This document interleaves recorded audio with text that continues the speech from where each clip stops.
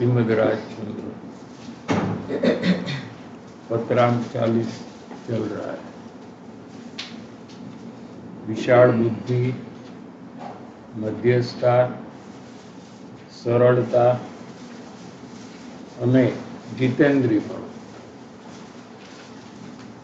આટલા ગુણો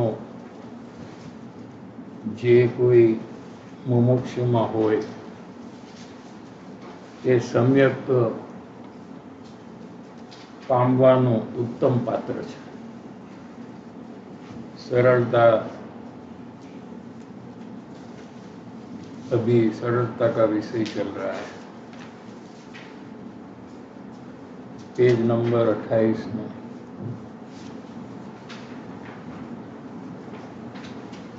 सरलता नहीं होना यानी असरलता होना,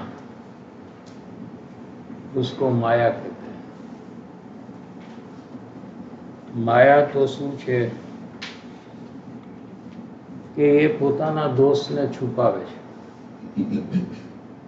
अपना अंदर में जो भी दोष ख्याल में आता है उसको छुपाता है। मायावी शू करे छे कि पोताना दोष ने छुपावे छे। सरलता वाळो पोताना दोष ने छुपावतो नथी। अगर मुमुक्षु को सरलता प्रकट करनी हो, कोई सरलता लेकर तो आता नहीं है। सरलता स्वयं को प्रयास से प्रकट करना चाहिए। तो पोताना दोष को छुपाना नहीं। छुपाना नहीं माने व्यक्त करना, स्वीकार करना। कोई बताए तो तुरंत स्वीकार करना, बताने वाले के प्रति द्वेष नहीं करना, दलील नहीं करना, बचाव नहीं करना, बताने वाले के दोष नहीं देखना। ये सरलता का परिणाम, जिसने अपने अंदर में प्रयास करते करते डेवलप किया है, वो जीव सम्यक दर्शन प्राप्त करने का अधिकारी है, उसका उत्तम पात्र है। એટલે જેને તત્વ પામવું છે, तत्व माने आत्म तत्व, आत्मा का जिसको अनुभव करना है, एने एना माटे सरलता बहुत मोटी बात है।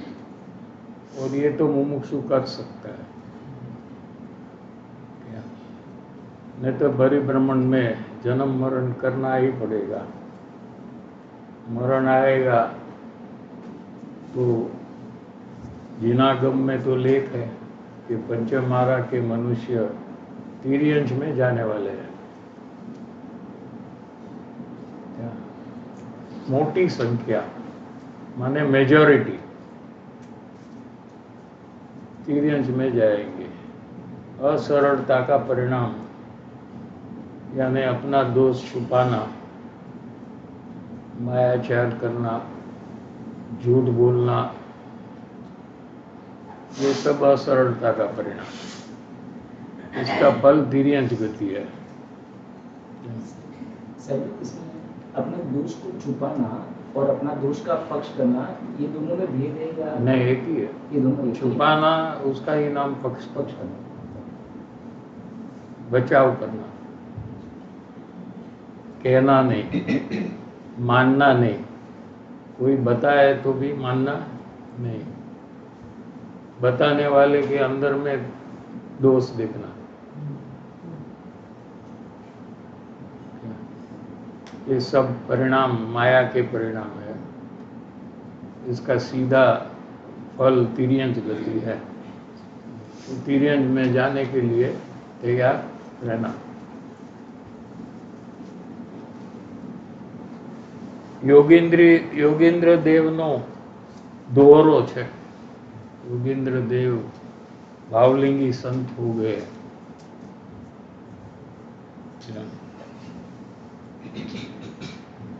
उन्होंने एक 2 लाइन का दोहरा लिखा है, जो जिन भगवान है वही मैं हूँ।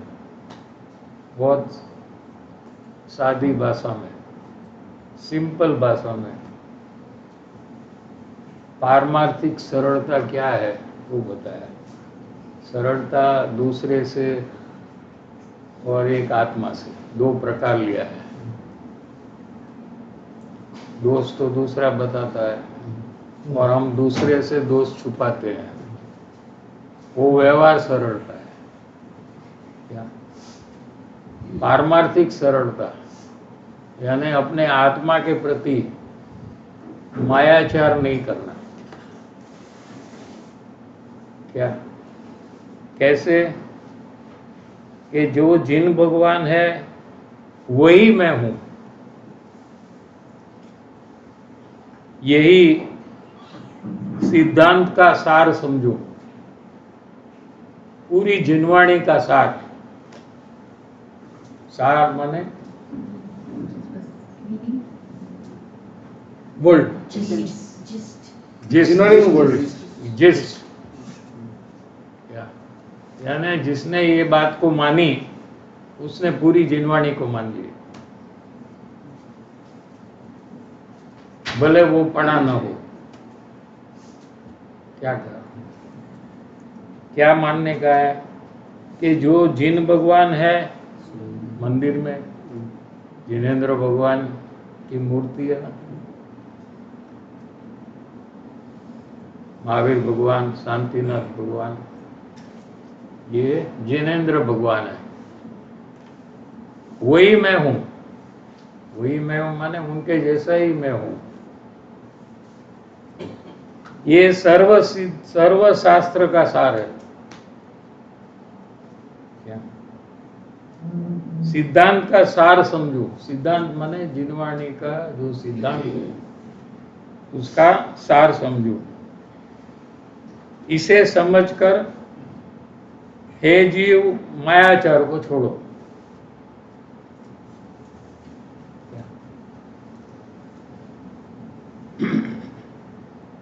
इसको स्मरण में रखते हुए, क्या स्मरण में रखना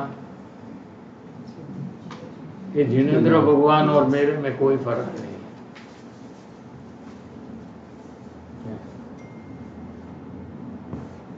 એટલે કે પોતાના પરમાત્મા રૂપને સ્વીકાર ન કરવું એ માયાચાર છે। अपने को मनुष्य मानना, पुरुष मानना, स्त्री मानना, ये मायाचार है।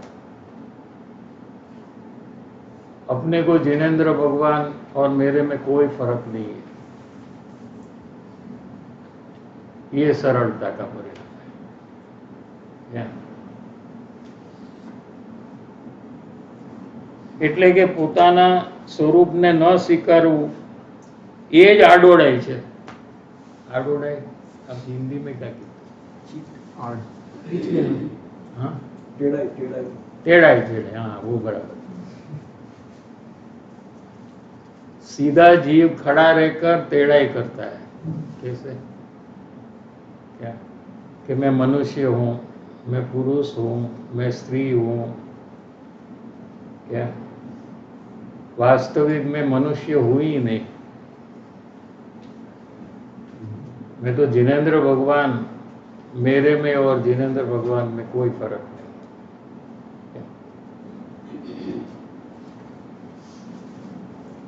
पर्यायनी पकड़ છે એ જ पर्याय बुद्धि છે।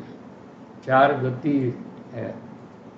वर्तमान में मनुष्य बहु हमको मिला है, मनुष्य है ना, ये मनुष्य गति है। मैं मनुष्य हूं, मैं नारकी हूं, मैं तिर्यंच हूं, मैं देव हूं। क्या ये पर्याय बुद्धि है, मिथ्या बुद्धि है। समझ में आ रहा है कि नहीं? એ મિથ્યા બુદ્ધિ છે તે જ માયાચાર છે.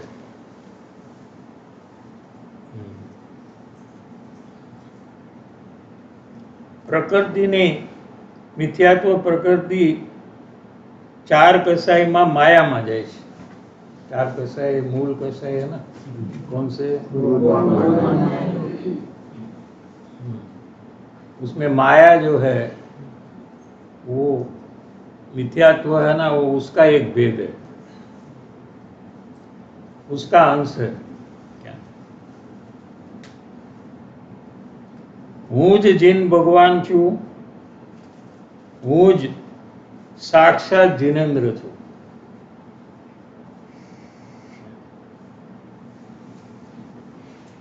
वर्तमान में मैं जिनेन्द्र ही हूं.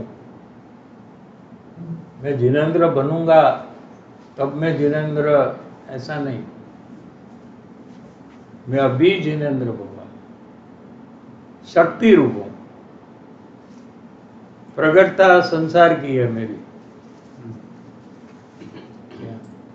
लेकिन वो मेरा स्वरूप नहीं है.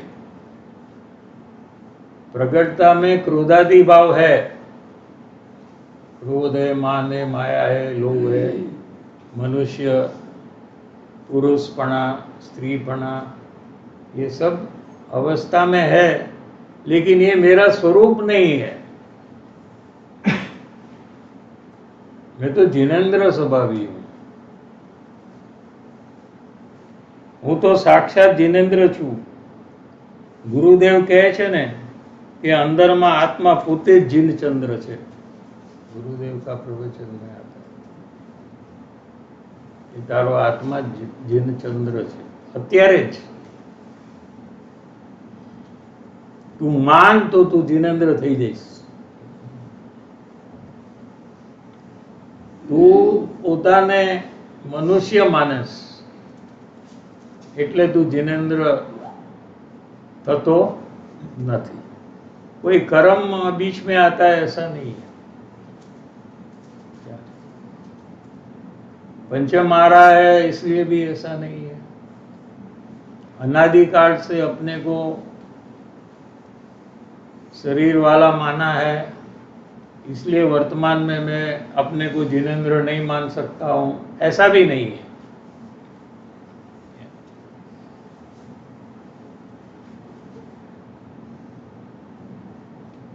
એ જ સ્વીકારો, બીજી માયા છોડી દો. એ સિવાય सब माया है. ये सिवाय अपने को दूसरी तरह से मानना, जिनेन्द्र नहीं मानना, ये सब माया है. एकदम निश्चय प्रधानतानी परिभाषा है. निश्चय माने सत्य. निश्चय माने कोई बड़ी बात है मैं नहीं कर सकता हूँ, ऐसा उसका अर्थ नहीं है. क्या लोग ऐसा कहते हैं, मैं तो व्यवहार कर सकता हूँ. हाँ? निश्चय तो मेरा काम नहीं है.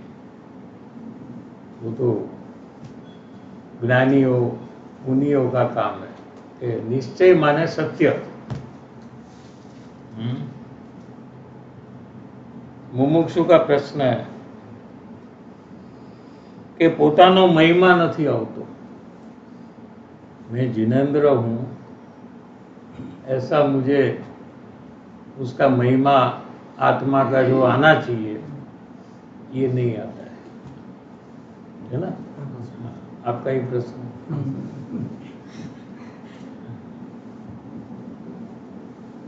उत्तर, आ जे बीजो महिमा छोड़तो नहीं ने, महिमा अपना आत्मा का क्यों नहीं आता है? ये पैसे का महिमा, शरीर का महिमा, कुटुंब का महिमा, ये महिमा जब तक है तभी तक आत्मा का महिमा नहीं हो सकता है. समझ में आ रहा है?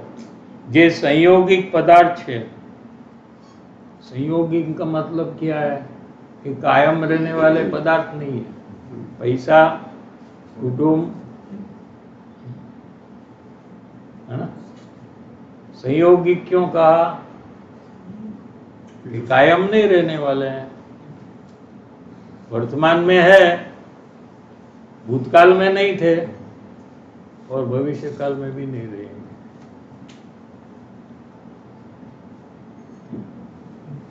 वास्तविक तो क्या है कि जो अपने आत्मा को नित्य नहीं मानता है, मैं अनादि अनंत हूं, मेरी उत्पत्ति भी नहीं है, मेरा नाश भी नहीं है, मैं कायम रहने वाला शाश्वत पदार्थ हूं, ऐसा जो अपने को नहीं मानता है वो अनित्य चीज को नित्य मानता है। क्या क्या समझे? शरीर को कोई भी चीज जो नाशवान है उसको कायम रहने वाला देखता है, मानता है। जैसा शरीर कायम रहने वाला नहीं है, मरण तो होता है, लेकिन वो अपने को मैं तो कायम रहने वाला हूं ऐसे मानता है। कुटुंब कोई कायम रहने वाला नहीं है, ऐसा कितने मरण को देखकर आता है, लेकिन मेरा कुटुंब तो कायम रहेगा ऐसे मानता है। मानता है। पैसा कितने लोग का चला जाता है ऐसा वो देखता है, उसके जीवन में कितने गरीब हो जाते हैं, लेकिन मेरे पास जो पैसा है वो कायम रहने वाला ऐसे मानता है। बराबर है कि नहीं? कि किसी को नहीं है ऐसा।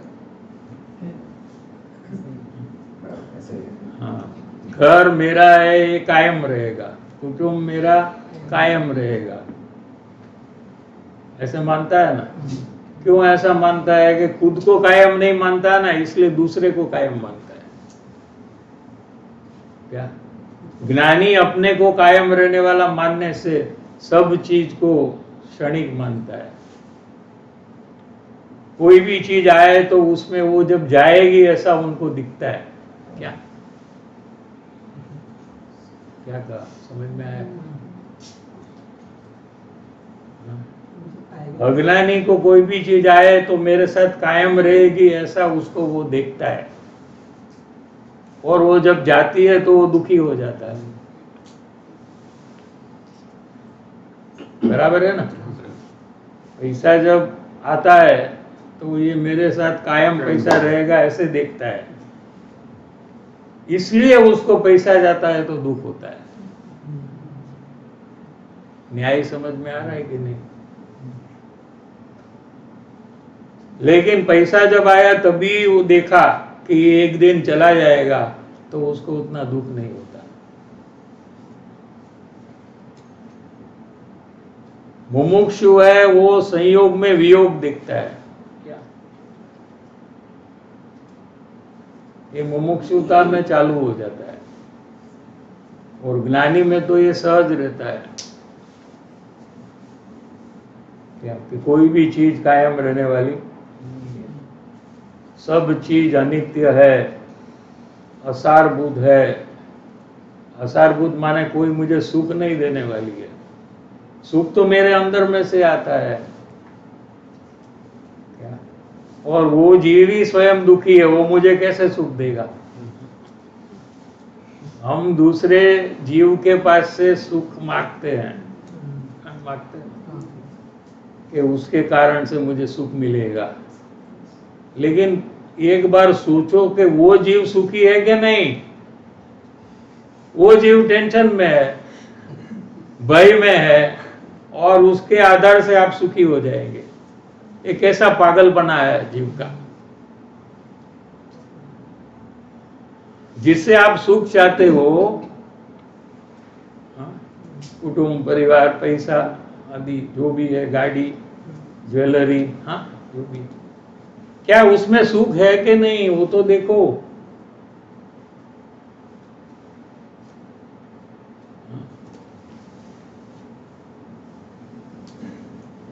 वो जीव सुखी है कि नहीं? वो टेंशन में है, चिंता में है, भयभीत है, हाँ? वो आपको सुख दे देगा? कैसे देगा? ये लोग रसोई में क्या करते हैं, जब शक्कर चाहिए तो जो डब्बे में या बोतल में शक्कर है वो खोलते हैं ना, उसमें हाथ डालते हैं। नमक वाले डब्बे में हाथ डालेंगे तो शक्कर आएगा? क्यों नहीं आता है? उसमें है ही नहीं, ऐसे किसी में सुख है ही नहीं, तो आपको कहां से उसमें से सुख आएगा?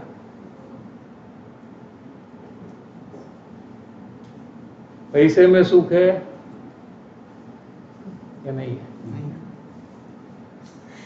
गाड़ी में सुख है? हाँ? गाड़ी को दुख होता है? अगर दुख है, दुख होता है तो सुख रहेगा, ऐसे आप नक्की कर सकते हो। गाड़ी को मारो एक गुब्बा और उसको कितना दुख उसको होगा कि आपको होगा, देख लेना। क्या? हाँ, तो उसमें सुख नहीं है, तो कितने साल मेहनत करेंगे तो मिलेगा?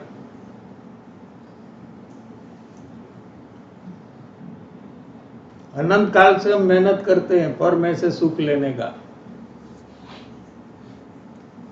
आज भी हम खाली है, सुख का एक बूंद हमारे अंदर में आया नहीं है क्या? फिर भी हमारा प्रयास है पर में से सुख लेने का। उसका जो जोर है, पुरुषार्थ है, उसमें कोई कमी नहीं आई, कोई थका नहीं है। नहीं मिलने पर भी उसका प्रयास में कोई फर्क नहीं पड़ा है।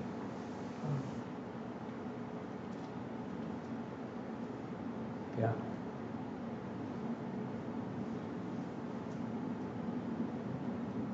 એનો મહિમા સંયોગી પદાર્થનો, પૈસા, शरीर, कुटुंब, गाड़ी, बंगला, वेल्थ जो भी है, उसका जो हमको महिमा है, क्या महिमा है? तो हमको चाहिए? पत्थर चाहिए क्या आपको? क्योंकि महिमा नहीं है पत्थर का, आएगा तो भी फेंक देंगे बात। तुम लोग लेकर आओ यहाँ अगले मंगलवार को, तो हम लोग यहाँ से फेंक देंगे बात। हाँ? ठीक है ना? क्योंकि उसका महिमा नहीं है। संयोगी पदार्थ છે એનો મહિમા એને વિચાર બળે કરીને પણ છૂટી તો જવો જોઈએ ને? क्या कहते हैं? विचार करने का साधन है जीव के पास। संगनी पंचेंद्रीय जीव है, वो उसके पास विचार साधन है। वो विचार कर कर वो महिमा संयोगी पदार्थ का छोड़ सकता है और आत्मा का महिमा उसको हो सकता है। ये अपने को पत्रांक 569 में ये विषय चला था, लेकिन थोड़ा टाइम हो गया तो आप लोग भूल गए रहेंगे। तो आपके पास है पत्र 569, तो खोलिए। देखो वही खुल गया।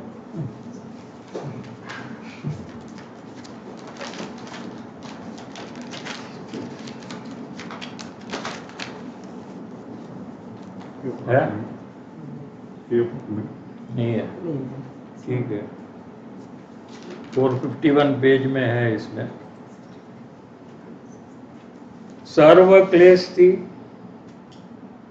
અને સર્વ દુઃખથી મુક્ત થવાનો ઉપાય એક આત્મજ્ઞાન છે। एक शब्द लिया माने दूसरा कोई उपाय नहीं है। सर्व क्लेश माने क्या? मूंझवण, मूंझवण को क्या कहते हैं? आकुलता, तनाव, तनाव, अशांति, घर्षण, क्या और असमाधान, ये जो अंदर में भय, ये जो चल रहा है ना, क्या ये सब क्लेश रूप है। क्लेश माने इस प्रकार के भाव अंदर में जो चले हैं, ये क्लेश से, क्लेश अशांति है इसमें जीव को, और उसका फल क्या है? दुख। ये भाव से जीव दुखी हो रहा है कि मजा आ रही है, टेंशन में मजा आती है, मानसिक पीड़ा में मजा आती है, भय होने से मजा आती है कि दुख लगता है। हाँ, ये कहते हैं सर्व क्लेश थी અને सर्व दुख थी। कोई भी प्रकार का दुनिया में कोई भी प्रकार हो जिससे दुख होता है, वो सब टोटल क्या उससे छूटना हो। मुक्त होना माने छूटना, मुक्त होना या मोक्ष नहीं, छूट जाना अशांति से, तनाव से, टेंशन से, भय से, भविष्य की चिंता से, क्या छूट जाना। क्या कैसे? कि उसका एक ही उपाय है, आत्मज्ञान, पैसा नहीं। हाँ, हम लोग समझते हैं कि पैसा, प्रॉपर्टी, हाँ, ये सब है, फैमिली, हाँ, तो हम लोग सब दुख से छूट जाएंगे। कृपाणुदेव कहते हैं कि नहीं होगा। क्या? एक आत्मज्ञान से होगा। विचार विना आत्मज्ञान था ही नहीं। आत्मज्ञान कोई क्रिया से नहीं होता है कि बहुत पूजा करो, भक्ति करो, उपवास करो, व्रत करो, सम्यक शिखर की यात्रा करो 50 बार, हाँ? उससे आत्मज्ञान नहीं होता है। आत्मा का विचार करने से आत्मज्ञान होता है। दूसरी कोई क्रिया करने से आत्मज्ञान नहीं होता है। भगवान की पूजा करे, दर्शन करे, भक्ति करे, हाँ? उससे आत्मज्ञान नहीं होता है। आत्मज्ञान कैसे होता है? कि अपने आत्मा का विचार करना, मैं कौन हूं, क्यांथी थयो, શું સ્વરૂપ છે મારું ખરું, कोना संबंधे वर्गणा, मुझे किसके साथ संबंध है?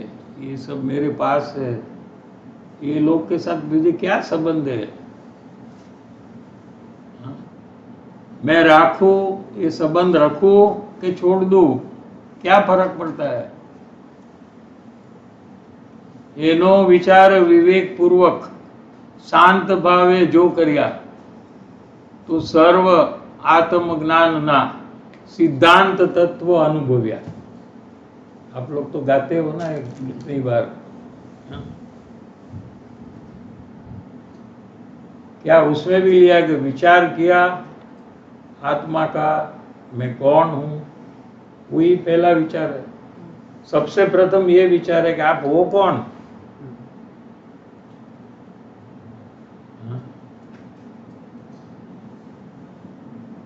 आप कहां से हुए? माँ बाप से हुए? नहीं। तो कायम हो, तो नया शरीर लिया आपने, आत्मा की उत्पत्ति है ही नहीं। मेरा स्वरूप क्या है? क्रोध मान माया लोभ ये मेरा स्वरूप है कि ज्ञान मेरा स्वरूप है? ऐसा विचार करना चाहिए, कहते हैं। अभी तो आप बोल देंगे हाँ, लेकिन आपको ये विचार चलना चाहिए अंदर में, और वो आपको आत्मज्ञान का कारण है। लो,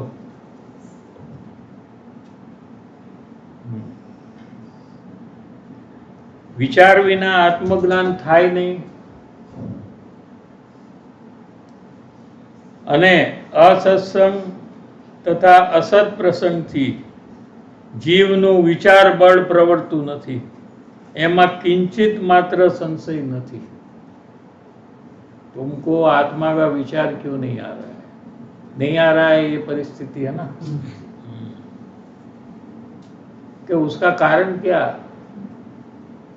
कि तुमको आत्मा का विचार क्यों नहीं आ रहा है? कि तुम जो असत्संग कर रहा है ना, क्या उसके कारण से तुमको आत्म विचार नहीं आ रहा है।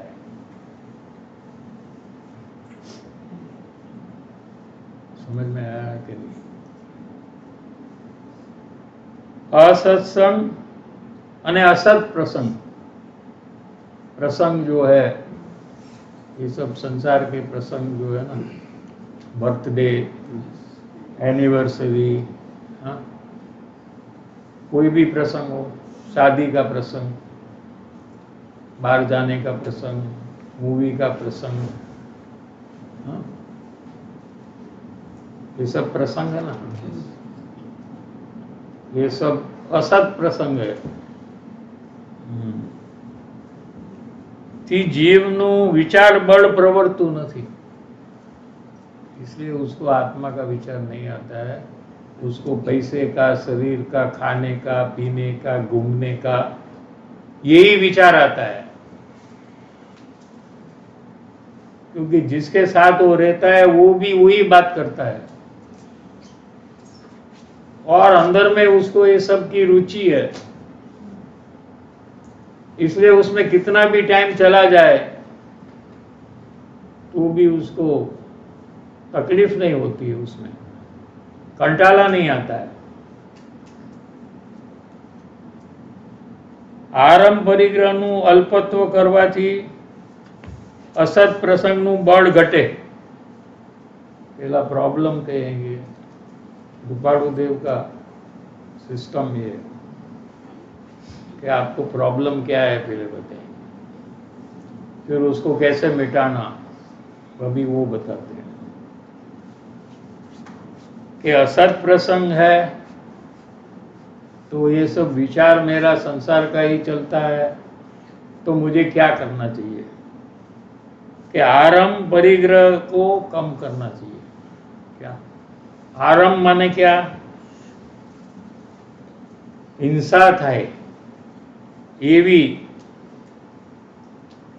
शरीर माटेनी प्रवृत्ति, क्या शरीर के लिए कोई ऐसा कार्य करना, आरंभ माने शुरू करना, आरंभ शुरू करना, क्या किसके लिए? शरीर के लिए, और उसमें हिंसा होती है, जीव हिंसा, क्या और सत्संग के लिए समय नहीं मिलता, बिजी है ना, नो टाइम, सत्संग का भी टाइम नहीं है, अपना आत्मा का विचार करने का भी कोई टाइम नहीं है, स्वाध्याय करने का भी कोई टाइम नहीं है ना। कारण क्या है कि असत प्रसंग जो है ये इतने व्यापक, इतने बढ़ गए हैं कि जीव को फुर्सत नहीं मिलती।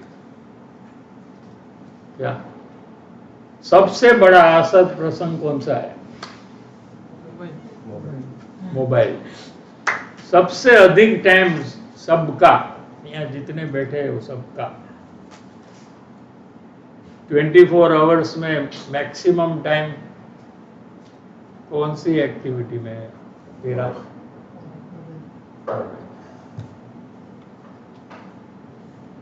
ये सबसे बड़ा असत प्रसंग यहाँ से चालू हो गया।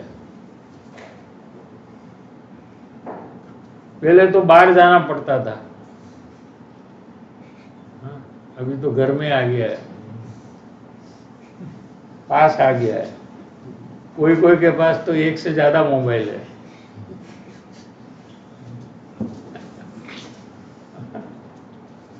और पूरा दिन उसमें जाता है। अभी उसमें देखे कि अपना विचार करे, कि उसमें जो आता है उसका विचार करें। अपना विचार सब उसमें जो आता है वो ही चलता है,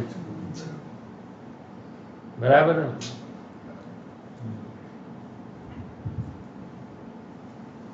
कोई एक सेकंड भी कोई फ्री हुआ तो पहले क्या ढूंढेगा? मोबाइल। एक सेकंड भी वो शांति से बैठना नहीं चाहता है,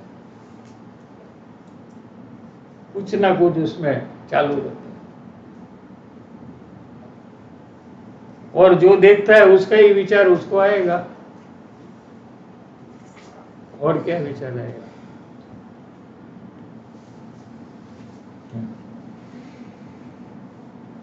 सीधा तिर्यंत गति में जाने का कारण है ये, रेडी रहना। कभी भी मरण होगा, कोई एडवांस नोटिस नहीं आएगा, रजिस्टर्ड पोस्ट में आएगा, एक्नॉलेजमेंट ड्यू, साइन करो कि भी हमने तुमको नोटिस दे दिया मरण का, ये दिन में तुम्हारा मरण होगा। ऐसा कोई आएगा नहीं। क्या फर्स्ट कम माने उम्र ज्यादा है वो पहला जाएगा, उसके बाद उसके कम वाला जाएगा, ऐसा भी नहीं है। कोई कभी भी कहीं से चला जाएगा। कोई कहेगा मेरा बाप तो जिंदा है, उसका बाप भी जिंदा है, तो उसको पहले कहो जाए, फिर उसके बाद ये जाए, फिर मेरा टर्न, क्या है ना? तो ऐसा नहीं है। इसमें कभी भी कुछ भी हो सकता है।